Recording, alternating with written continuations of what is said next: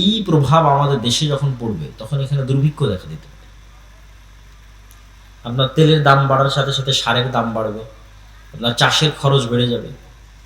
ফলত সকল দিক থেকে আমরা একটা বিপদ মুহূর্ত এবং ফিতনাময় মুহূর্তের দিকে পড়ে যাব। এবং এই পরিবেশ এবং পরিস্থিতি সামনে আরো ভয়াবহ হবে। ফিতনা থামার লক্ষণ খুব কম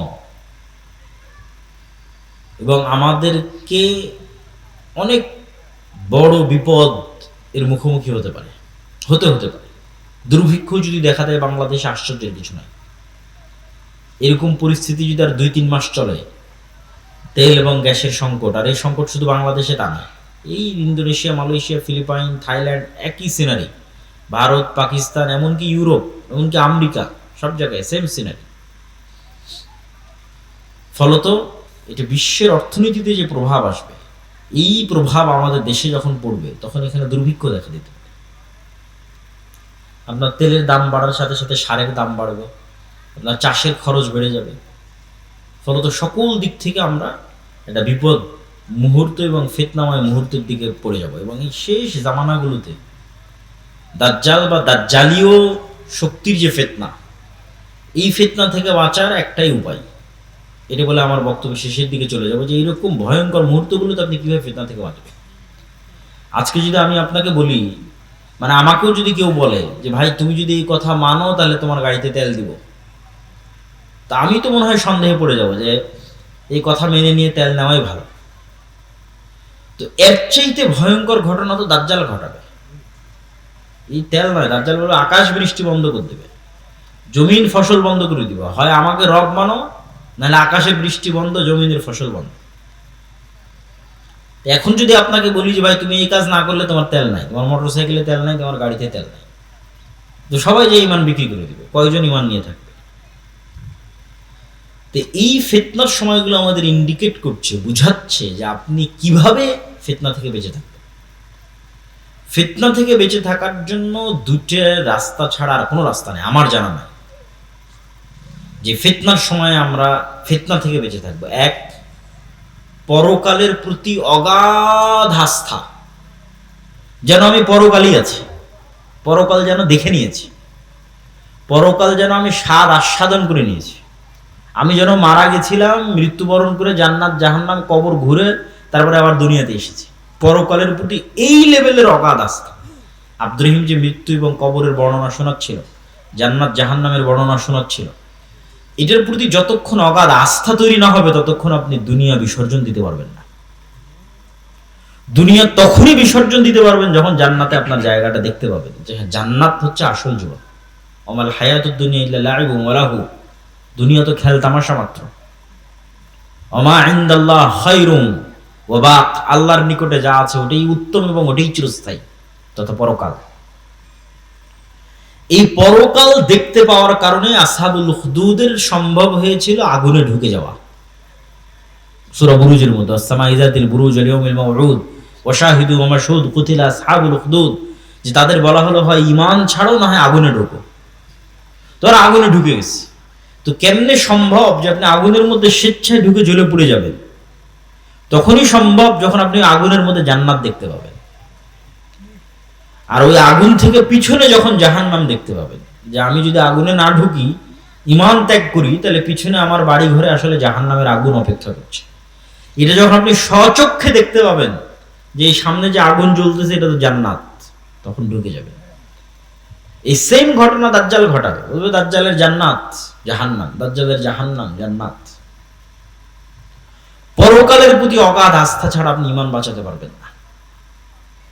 সামান্য কিছুর বিনিময়ে ঈমান বিক্রি করে দেবেন, 1 টাকা অবৈধ 1 টাকার লোভে, সামান্য অর্থের লোভে, সামান্য ফসলের লোভে, সামান্য খাবারের লোভে।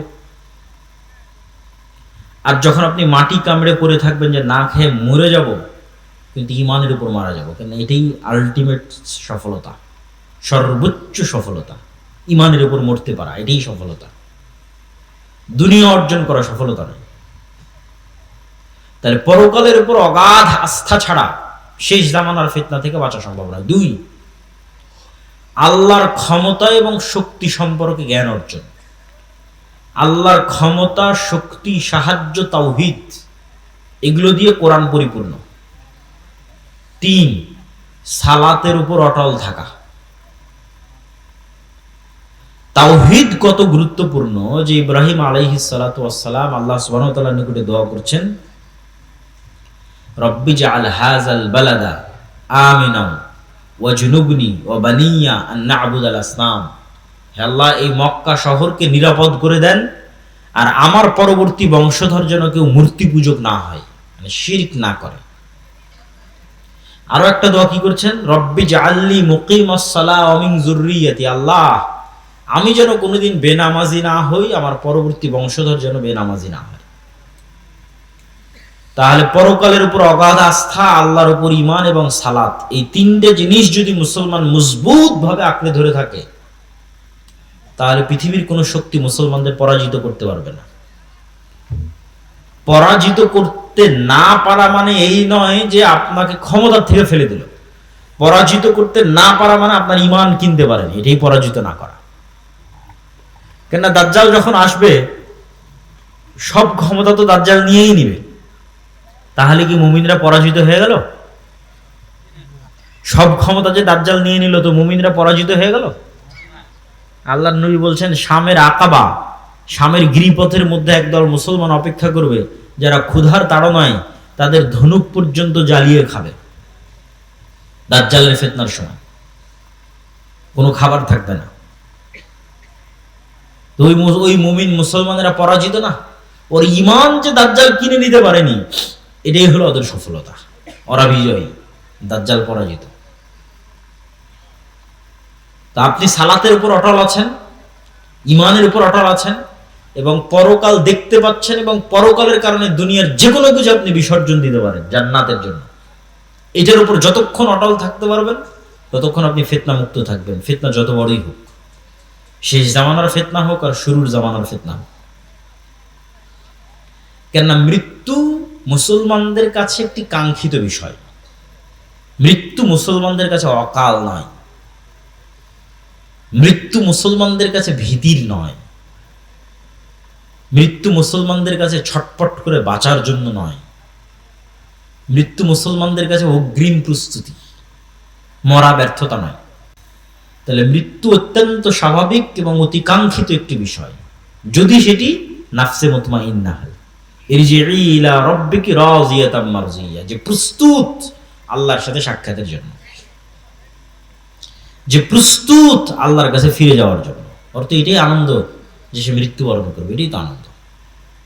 কেন আজ থেকে 10 দিন পর তো মৃত্যুবরণ করতেই হবে, আজ থেকে 50 দিন পর তো মৃত্যুবরণ করতেই হবে। তাহলে মৃত্যুর ভয়ে মুসলমান কিছু করে ফেলবে, এটা অসম্ভব।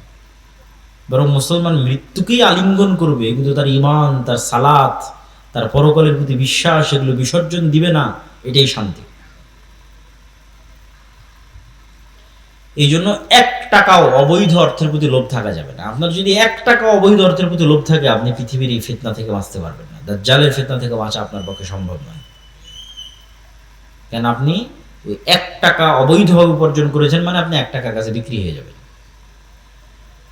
এই জন্য আপনি 1 টাকা অবৈধভাবে উপার্জন করেছেন। তাহলে ওই 1 টাকা আপনাকে দাজ্জাল দিলে আপনি ওটাও নেবেন, যে ঠিক আছে তোমারটাই নেই, কেন আমার 1 টাকার দরকার। আর যদি আপনি শতভাগ হালালের উপর টিকে থাকতে পারেন, তাহলে বোঝা যাবে যে হ্যাঁ, ঈমান নিয়ে ফাইট করার মতো ঈমান, এই পৃথিবীতে ঈমান নিয়ে ফাইট করার মতো ঈমান আপনার আছে, যে আপনি শতভাগ হালালের উপর টিকে আছেন এবং হারামের ফাঁদে পা দেননি। তা আমি আমার বক্তব্য দীর্ঘায়িত করতে চাচ্ছি না। এই সংক্ষিপ্ত আপনাদের জন্য উপদেশ এবং নাসিহার সারমর্ম কি? এই সংক্ষিপ্ত উপদেশ এবং নাসিহার সারমর্ম হচ্ছে, মুসলমানদের জ্ঞান এবং বিজ্ঞানে সামনের দিকে এগিয়ে যেতে হবে, মসজিদগুলোকে জ্ঞানের মার্কাজ বানাতে হবে, এবং মসজিদ ভিত্তিক দিন চর্চার চেষ্টা করতে হবে, নেতৃত্বের কালচার তৈরি করতে হবে, আমর বিল মারুফ ওয়ান নাহি আনিল মুনকার, সৎ কাজের আদেশ, অসৎ কাজে বাধা দিতে হবে। অসৎ কাজ মানে সকল ধরনের অসৎ কাজ, নেতা মানে ন্যায়পরায়ণ সত্যবাদী, এটা হওয়ার কালচার তৈরি করতে হবে। আর শেষ জামানার ফিতনা থেকে বাঁচার জন্য ঈমান, সালাত এবং পরকালের প্রতি অগাধ আস্থা, এই বিশ্বাসগুলো নিয়ে আমাদের পৃথিবী থেকে বিদায় নেওয়ার চেষ্টা করতে হবে। আল্লাহ সুবহানাহু ওয়া তাআলা আমাদের তৌফিক দান করুক, আল্লাহুম্মা আমিন। আপনাদের যদি কোনো প্রশ্ন থাকে আমি সেই প্রশ্নগুলোর উত্তর দেওয়ার চেষ্টা করবো ইনশাল্লাহ। রাত এই জন্য গভীর করলাম না যে ফজরের সালাতে সবাইকে উঠার চেষ্টা করতে হবে, বলেন ইনশাআল্লাহ। ঈসা আলাইহিস সালাতু ওয়াস সালাম ফজরের সালাতে অবতীর্ণ হবে, তো যে ফজরের সালাতে থাকবে না, সম্ভব নয় ঈসা আলাইহিস সালামের সাথে সঙ্গী হওয়ার।